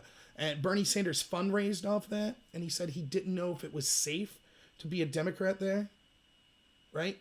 That's what he said. He fundraised off that death and said that it was up to the right to condemn right-wing violence. Yet when one of his supporters then shoots Steve Scalise, he said we need to condemn all violence and not just left-wing violence. Then fast forward to Charlottesville, and he went back to, we have to condemn just right-wing violence. And Trump was terrible for saying both sides were responsible. That's what Bernie said when one of his supporters shot up a Republican ball field. Remember, no Republican had a gun aimed at any left-wing person there, right? Let me try one more refreshment, though. I'll be right back. Let me just try something real quick.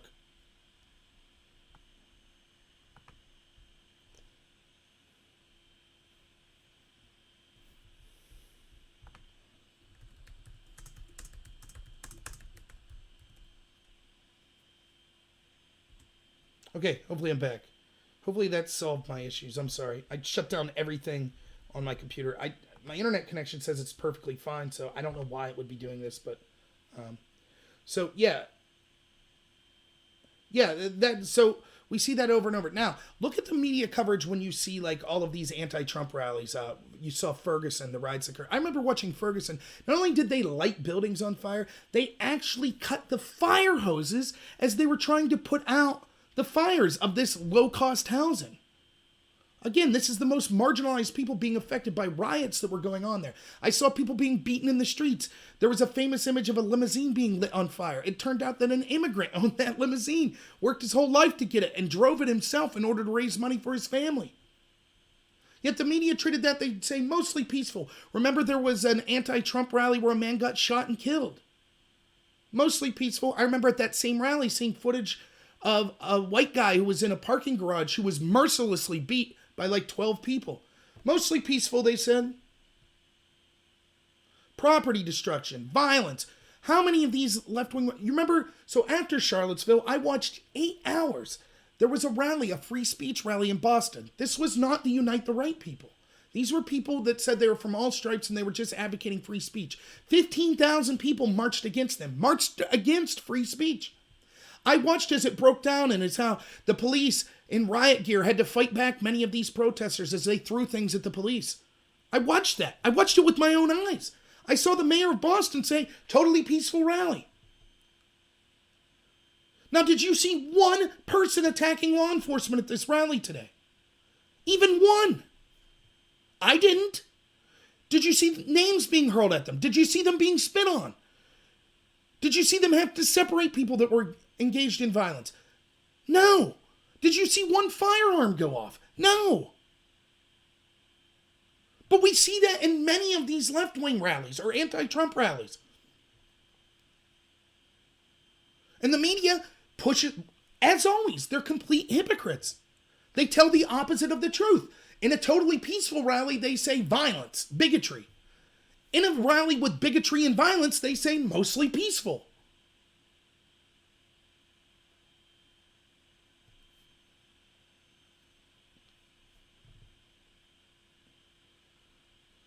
"2019 had 50 murders, 78 perpetuated by white supremacists." Okay. Isn't it funny how we selectively take how we do that? For example, they'll selectively define what domestic terrorism is. They'll say it's domestic terrorism if a white supremacist group does something, particularly in prison even. They'll chalk up and using those statistics, they'll say, white supremacist group in prison committed some sort of violence. That's an act of domestic terrorism. Therefore, that's right-wing domestic terrorism. But if a black group in prison or a Hispanic group or Islamic group or whatever commits violence, they do not call that left-wing violence.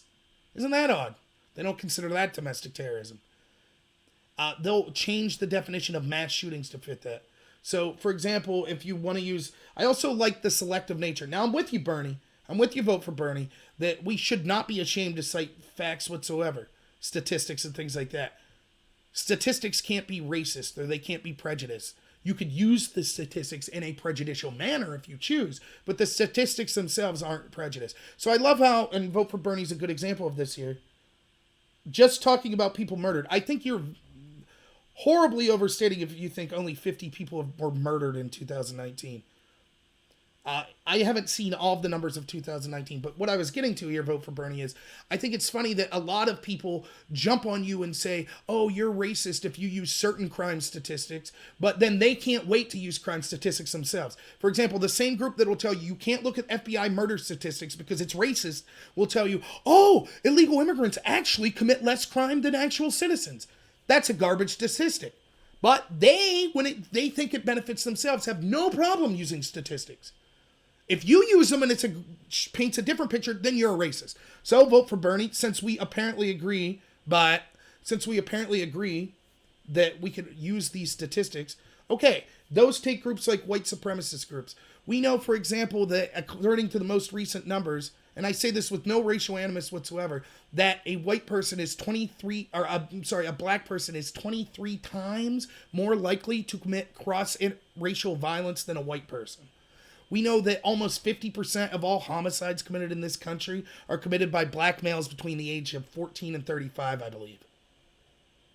Now, you might say, I'm a racist for bringing that up. I'm not. In fact, I prefer to think of the victims. The truth is, most racial categories, most racial groups commit violence within their own racial group. So what that really means is that 50% of homicide victims are also people in that same category. Black people, particularly young black males. I think it's a travesty that we're unwilling to look at what's behind these statistics and what's behind these. I'm not talking because of some kind of genetic thing. I'm talking about because they're put in these terrible situations in these terrible cities. Who are those cities ran by the way? Oh, yeah, that's right. The Democrats, the establishment. So we'll selectively take it out to make the real problem is it's this right-wing extremist. Yes, you could say, if we look at this super hyper-specific category of crime, then in that crime, that means that the Republicans or the right wings more to blame. So let's further investigate this. Let's take, for example, where was it? In Texas, there was a shooting at a mall in Texas. Or let's take the Christchurch shooter. The guy in Texas that shot up said he was inspired by the Christchurch shooter. Now, the manifesto of the Christchurch shooter was said to be right-wing extremism, identitarian, and there was a lot of truth to that. So here's some questions I have. One, why is it that because he engaged in identity politics, that makes him right-wing? If we objectively look at it by any measure, the left engages in identity politics more than the right. So I think a white nationalist has more to do with the Democrats that engage in identity politics and talk about the need for things like reparation and the need to treat us as a racial category. As far as I'm concerned, the white supremacists are left-wing using that definition. But even going beyond that, what did the Christchurch shooter and that shooter in Texas both say that they had in common? Yes, there was a racial component to it, but there was also a environmental component to it. Why don't we talk about that? So you could say, oh, the right-wing extremists led to murders in 2019. I could say climate change activists led to some of the most heinous murders in 2019. That's what the Christchurch shooter was. That's what that shooter in Texas was. Why is it that we could selectively, even in just those incidents, take out what the justification was and use them to smear our political opponents? Would it be fair for me to say that not one self-advocated Trump supporter went out and shot people in the name of Trump? But we've had a Bernie, someone you support, vote for Bernie, I'm assuming, a Bernie supporter go out and say the rhetoric of the left and of Bernie saying that the Republicans would stop healthcare for him led to him shooting up a Republican ball field. Can you give me an example of a Trump supporter shooting up a politician? You see, we could play this game. We could make the argument that we smear people based on crazy extremists, or we could be honest and not do that with either side, which is what I try to do. You go back to when Scalise was shot and look at what I was writing back then. I said, don't blame Bernie for this at all. He can't help it that some nut did something. Every group has nuts in it. But because the establishment left controls all of the cultural institutions of power that shape the public narrative, they're able to effectively say, oh, the right's responsible for all this violence. It's responsible for all this crap. Look no further than the anti-Semitism that's rising in New York City. We're told that's a result of Donald Trump. We're told that's a result of white supremacists. Yet strangely, every time we see security cam footage of like these kind of knockout game type situations or violence being committed against Jews in New York City, they don't look like Trump supporters, do they? Huh. Isn't that strange? Do I condemn the MAGA bomber? Yeah, I condemn all violence. Maybe you weren't listening to the beginning of the show. Of course I do. My grievance is not with capitalism and urbanization. Capitalism is largely responsible for having the amount of people in crippling poverty across the world. Free market rights, the right to own personal property and things like that is largely responsible for the incredible quality of life we have today. A quality of life that is higher than at any point in human history. So to say that that system is responsible, and I think that's hilarious as well. The left, the establishment left always wants to blame sort of other things other than the actual person that commits the crime. That's what a lot of this gun business is about. Isn't it weird that with all those guns that were at the rally today, none of them went off? But I thought guns were terrible and dangerous. You mean to tell me it's the people controlling the gun that have the say? Huh, isn't that odd? Yeah, Trump plays identity politics as well. And it is a mistake in some senses, but in some senses you almost have to do it. In the counter way. So, let me give you an example. Because the narrative is controlled by people saying Trump hates black people, he's almost forced to say, no, I'm doing good for black people. Now, I personally don't care. I don't mind looking. That stuff's not that bad. But I would rather we just not factor into that whatsoever.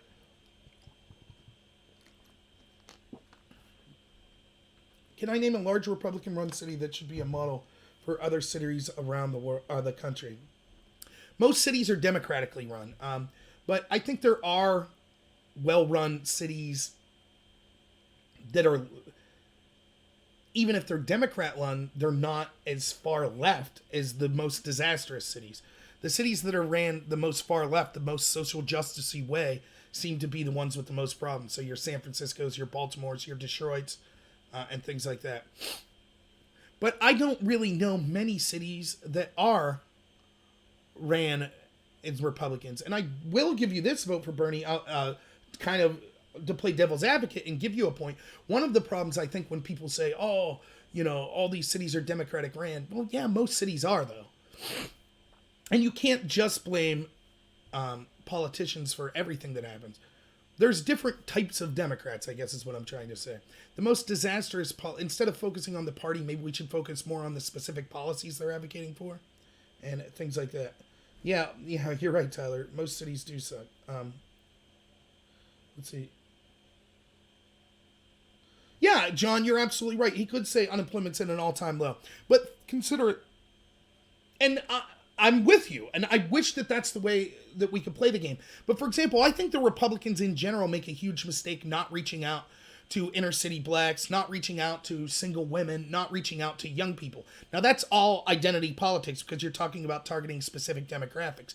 But when the establishment left is basically has a monopoly and is telling demographics, oh, everyone's against you, the other side's against you because of these demographics, you need to go out, and the way you make inroads to those demographics is to show, yeah, that's not true. We're actually doing well for your community as well.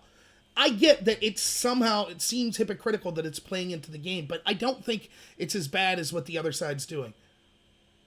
If someone tells you over and over, John, you hate black people, you hate black people, you hate black people, and you stand up and you just say, no, I love everyone, there's still a group of people that'll be like, well, I don't know. If you stand up and say, no, I love everyone, and here's evidence of me doing things to help the black community, it seems to give more gravitas to your argument. You shouldn't need that gravitas, but that's what it seems to do. Yeah, Kataning's ran good. Butler, those aren't large cities, I would say, but yeah, those are in my area, which, Layman Gallagher, yeah, I assume you're around me if you're making those points. New York City was caught flying homeless to California. Yeah, and by the way, vote for Bernie. Statistically, I think it backs up my argument as well, because we're seeing all of the states that you have people leaving from are left-wing states or blue states, and they tend to be going to right-wing states. Why is that? Of course, they take their politics with them. Now look, vote for Bernie. You're not going to get from me someone that's just like, yeah, my side's always right. That's not who I am. I say on here all the time, I do not want to see a monopoly for the Republican Party at all. I do not want to see that. I understand the need for at least two robust parties that care about the people. Maybe more. So you're not going to get me to just be like, yep, I wish, everything was Republican and that would solve everything. That's not what I'm saying at all.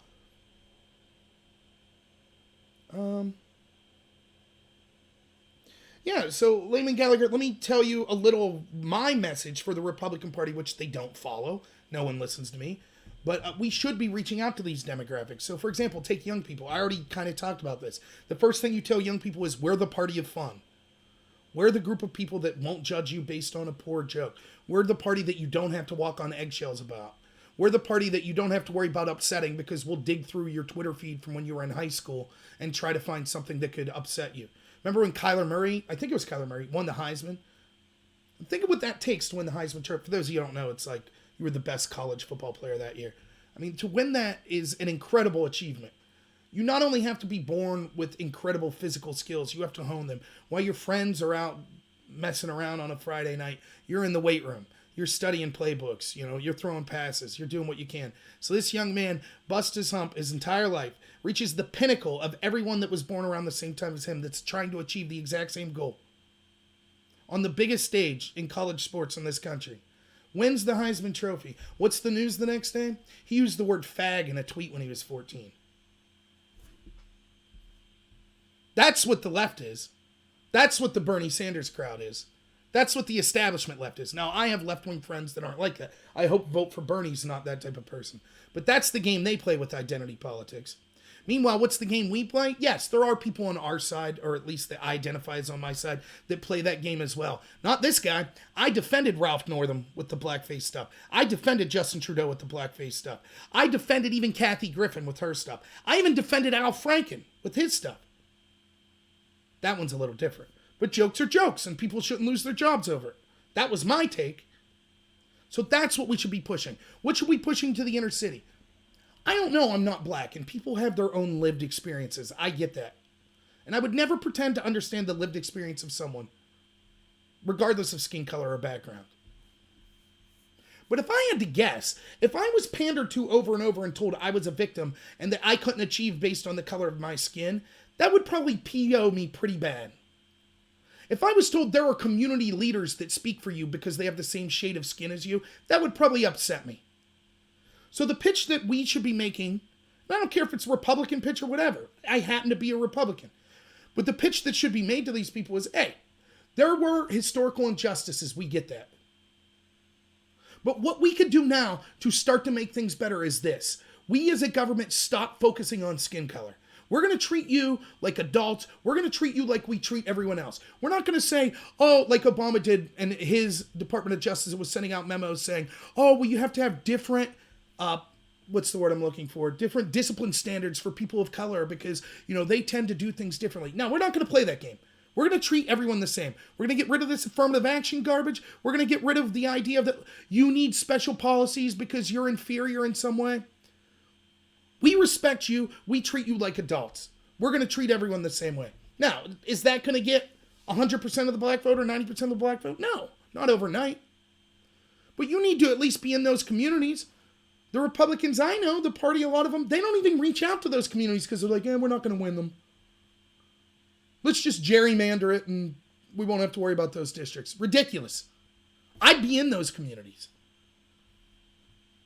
If I win, when I run for Congress, I don't just represent people that look like me. I don't even just represent people that voted for me. I represent everyone, and I'm willing to listen to everyone. I'd be willing to vote for Bernie if he was in my district. I would go if I won and talk to the Democrats in the Democratic conventions and say, look, these are the plans I have, but I welcome your input. I'm not saying I'm going to agree with you, but I want you to know that I'm willing to listen to you. And I'll treat you with respect. That's what the lesson on MLK Day should be. Treating people based on the content of their character, willing to reach out to people. The same's true of single women. Yeah, when I win, you're right, John. I will win eventually. You learned how to read lips. Is that because the buffering's been so bad? God, I'm really sorry about that. SJG, thanks for being in here, man. Make you a moderator here. So yeah, that's where I'm at. Anything else that people wanted to specifically talk about? I mean, just to rehash, I thought that it was an incredible day. Thousands, over 25,000 people showed up to support the Second Amendment. They did so peacefully.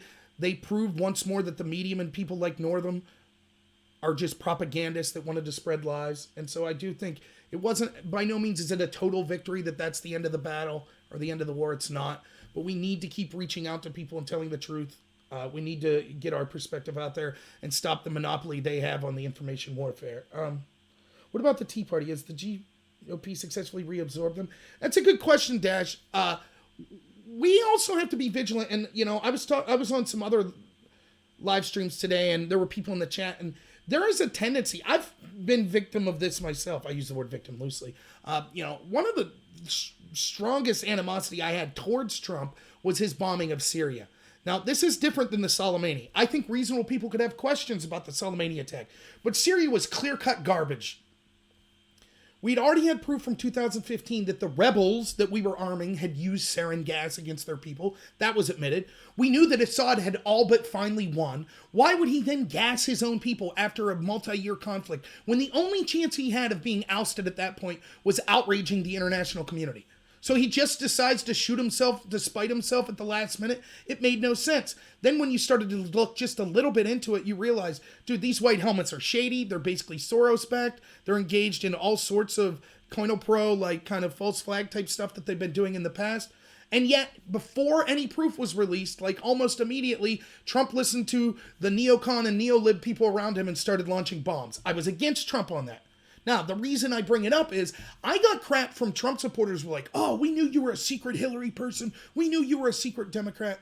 I will never, ever, ever be for one person over this country. I will never sell out my integrity for a political party or for a politician. You might disagree with me. You might think that I'm crappy or that I'm ignorant or dumb of the stuff in general and in my beliefs. But just trust me that that's just because I'm dumb then. It's not because I'm cheering on a team. That's not what I'm doing.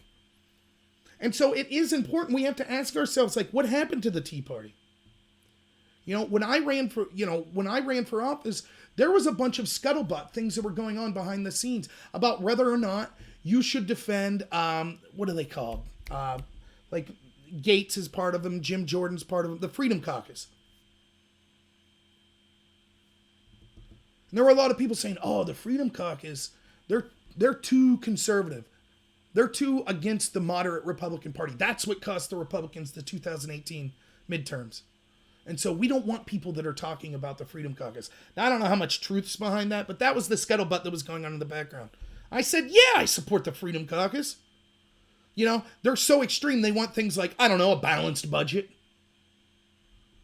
You know, so I support, you know, even if it's against Trump, even if it's against the orthodoxy of the Republican Party. Look, I support gay marriage. A lot of you people probably won't like that.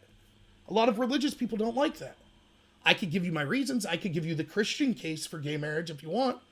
But I have disagreement. So when you bring up the Tea Party, it's like, look, that was sort of the beginning of a populist movement in the Republican Party. Has that been totally absorbed? You know, Trump's blowing out the deficit. That was kind of the Tea Party's big issue.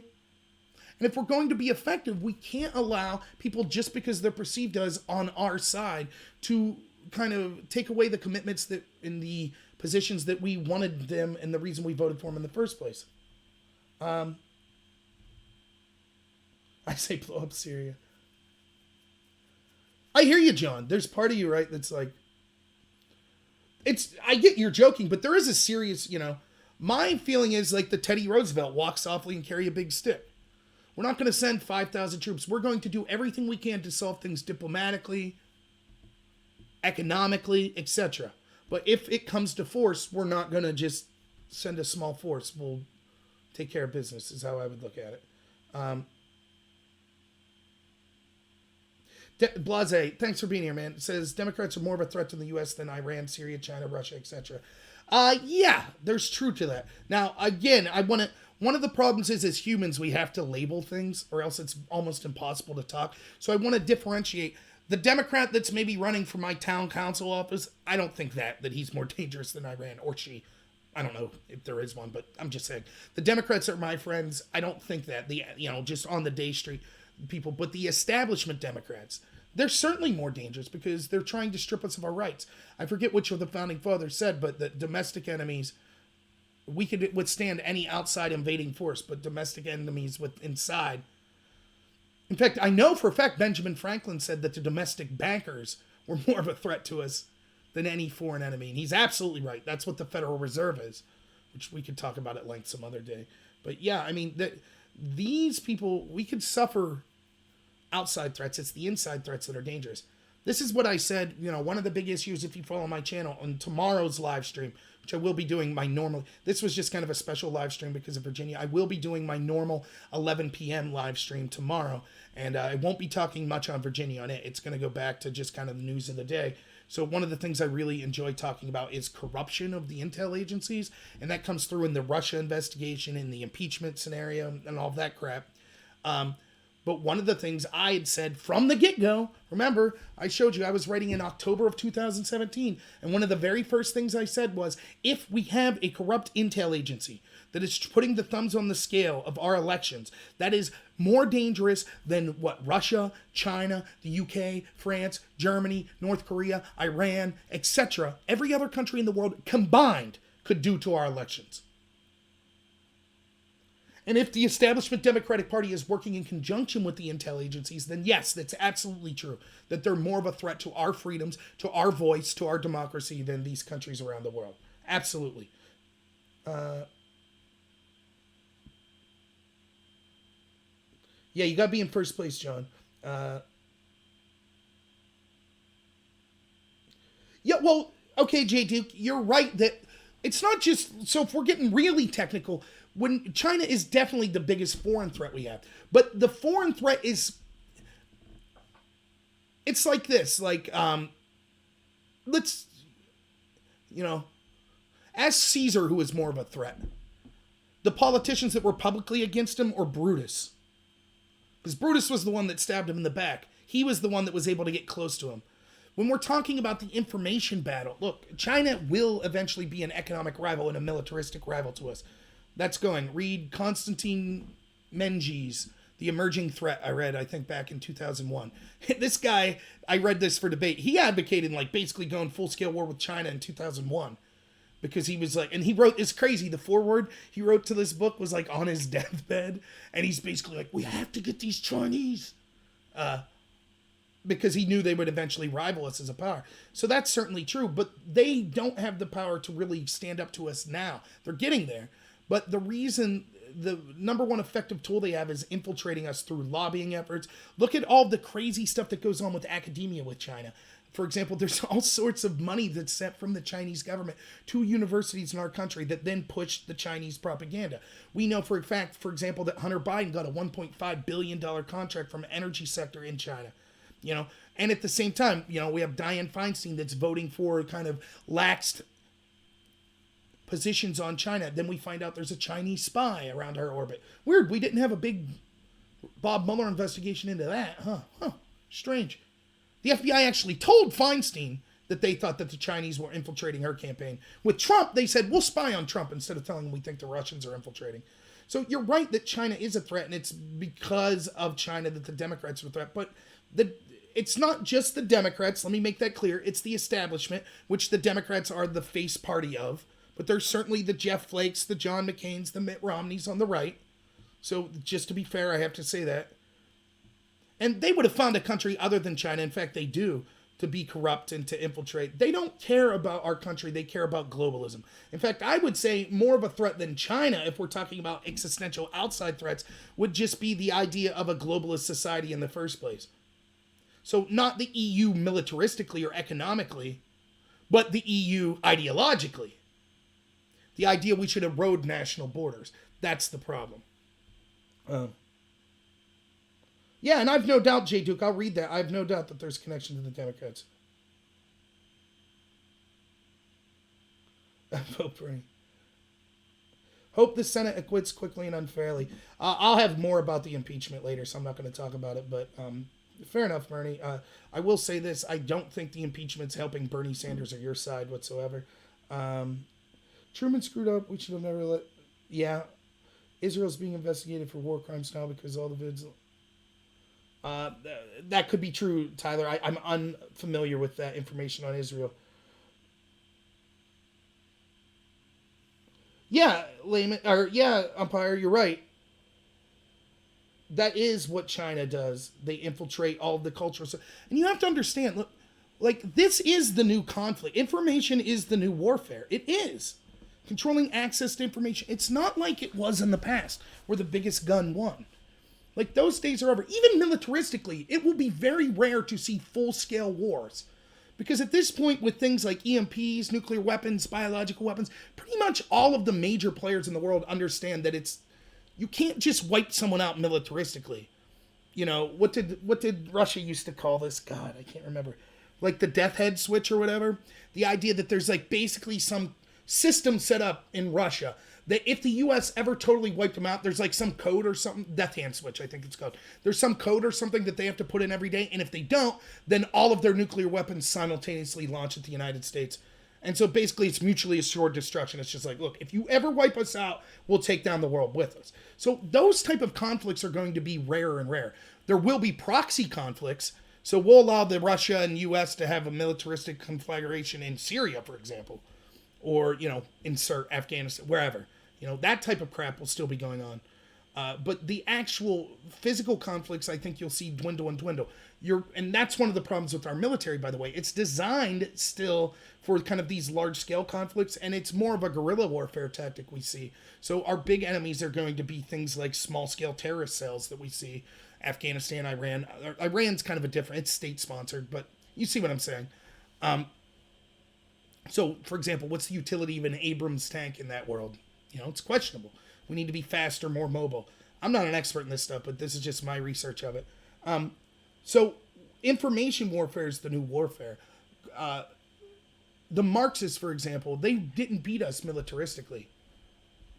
But there's more of a threat of us turning socialist or getting towards communism now than there ever was during the Cold War. Because they played the long game. They understood the infiltration of our culture, of our academia, of our media, of our politicians, of our intel groups. That was more effective than attacking us militaristically. And so the way to fight back against that is not by using violence, it's by using information. You win back that cultural war. You win back the information war. You stop them from being the gatekeepers of the public narrative. That's what I'm trying to do. And I hope that it comes, even guys like Vote for Bernie. Look, there are left-wing people that agree with you that aren't in the mainstream media. Check those people out. That's better than being a stooge of CNN or the MSNBC, you know? Even if we disagree, and I think Bernie is a terrible, terrible hypocrite. He's a terrible politician. He's an incredibly immoral person. And he would be disastrous for this country. But I'm giving you the benefit of the doubt as someone, just because you're voting for someone like that, I'm not saying that you're automatically a horrible person. So, you know, don't buy into the media crap that goes along with it. Why is it? Yeah, I could talk about this. We bridged the mine shaft, yeah. Right, and so, yeah, that's kind of what I'm trying to say, that the information warfare behind it, so I got like 10 minutes, I'll be done at 1 a.m., so I just wanted to react. Thank you for all, I'm sorry about the buffering issues, I really am. I hope that's not something that will plague me in the future. I don't know why that occurred now, but can anyone answer me? Has the buffering been better since I refreshed that last time? Just for future reference, I would like to know. But yeah, thank you all for being here. I'm humbled, as always, that you all would listen to me. I enjoyed the discussion. I'm sorry. I need to try to get better at following the chat. But sometimes it's going fast, or more often than not, I'm going fast. And I'm just talking about other stuff. But even Vote for Bernie, I appreciate you bringing a different perspective in here. I really do. As long as we're not, like I don't even mind if you insult me. Just don't insult people in the chat, because, you know, I'm up for it, because I'm weird and I don't mind getting insulted, and you know, I'm putting my face out there. So if you have to direct anger or anything at anything, put it right here. I'm a man. I'm 40. Come after me. For anyone who knows that little... Good. No buffering problems. Good. So I kind of have an idea of what to do next time. Thank you, Pam, for saying I have honest reporting. I really appreciate it. So just to close out, thank you to all the Patriots that were on the ground today. Check out, I did a video. It's Poor Art by Greg. It sounds like just an art channel. There is cool art stuff in there. I haven't checked out all of it. I just checked out like the last 2 weeks worth of videos. He was a Patriot that was on the ground today. Check that out. Check out Doug Dakota. Check out American Joe and the Patriot Hour. They were all on the ground. And they've been kind to me as well. And check out anyone else. Check more footage you can find of people on the ground. Don't take my word for it. Look at what the people were actually saying that were on the ground and make up your own mind. Were they racist? Were they bigots? Were they violent? I don't think so. I didn't see any of that, and I hope that I was able to show you that as well. Thank you, Bernie. I'm glad that you feel it's been civil. And again, please take me up for that offer. My email, again, I'll put it up. If you'd like to come on and discuss things, I swear to you, I might joke around with you, but I swear I'll give you a fair shot. And like I said, I'm not going to be antagonistic or anything like that to you. Oh, SJG's stream with the lip stream. Yeah, his stream did go silent for a while. I texted him. I was like, hey, man, I think your live stream went silent. But I was working, so I was unable to, like, really participate. Thanks, Jay Duke. For my vote for president. My wife tells me I'm only allowed to be vice president. She wants to be the second lady and not the first lady. So thank you to all the Patriots who were there. Remember, it's important to defend our Second Amendment our Second Amendment rights and our Bill of Rights. Remember, Democratic Whip Clyburn admitted that the Democratic Party would vote against the Bill of Rights today. So yeah, lastly, just thanks. I'm glad America Joe sent you Skywater. I'm happy to have you here. I really appreciate it. So the last thing I'll say is just some like housekeeping stuff here for the channel. Please, please, please, if you like my channel, please consider liking and subscribing if you haven't. And please, you know, I'll beg you for money here in a second. But more important than the money, honest to goodness, is please, please, please, you could do these two things for me and it wouldn't cost you a dime. In addition to liking and subscribing, if you could recommend me to some people, I would really appreciate that. I think what I try to do is I think I fit in nicely with a lot of these other people, like you see, like American Joe and stuff, but I think I have a different stylistic angle. And certainly I have, different topics that I like to talk about as well. So I'm trying to be a unique voice. The reason that I've so far settled on the name Normal America is that's the America that I love. I've said it before. My story is I come from rural Pennsylvania. All the people I respect in my life are people that work with their hands, blue collar people, farmers. There are people that work in the service industry, welders, truck drivers, things like that. I suck at that stuff. I happen to be a good debater. I happen to be someone who has an interest in this. So I'm trying to give a voice to, regular Americans that I think are the people I respect most, that are the backbone of this country. So I'm encouraged to talk to people from all sorts of walks of life in that case, because I think that all fits into the idea of us, that are the establishment is against us. That's what it is. They want to silence us. They want to strip us of our rights. So please, please, please, if you could encourage other people to come to my channel if you like. I hope I'm doing good work. If you don't like me, that's fine though. If you don't want to do it, no problem. And the other thing is that I can ask you that's free is if you have any at all suggestions for me. It could be suggestions as far as like, I don't like your sound quality or your lighting quality. Here's things you could do. Please let me know. Or it could be suggestions about topics to talk about, articles like Jay Duke's going to send me. I can't guarantee I'll get to everything. I really can't. I do have somewhat of a busy life, but I really do appreciate the input. And I think there are several people that have told me suggestions that I've followed. And lastly, I would just, before I get to the last part here, also I want to take this time to thank people. So currently I have 2 patrons, and that's Dib Sivarak and Milo. Sometimes they're on here. I haven't seen either of them tonight, but they are fantastic, and their support financially really means a lot to me. I'm doing all sorts of stuff. Just today I ordered some lighting stuff for my home office, so hopefully the lighting looks better. And so I'm trying to get more software and hardware. Plus, I'll use that money to be able to travel more and to put more content out. So thank you, and please consider supporting me on Patreon or PayPal. Links in the description. I'd also like to send a shout out to my friends in real life, Logan and Chirby. They've donated all sorts of awesome sound equipment and gave me all sorts of advice. My campaign manager, Tom Kennedy, helps me with my channel all the time, so thank you to him. Thank you to all my mods that just started here. Umpire Post, Modus, Lisa, I don't know if she was in here, my brother Jojo, my wife who's not in here, but thank you anyways, wife. SJG, thank you all. And I'm really proud that no one treated everyone in the chat, no one treated anyone hostile, even if we disagreed, so thank you for that. And yeah, in my description you can find the link to follow me on Patreon or PayPal. If you don't have money, don't worry, I assure you I'm not going to quit this channel. You could consider following me on Twitter or BitChute, which is on there as well. So I'll put that information on that.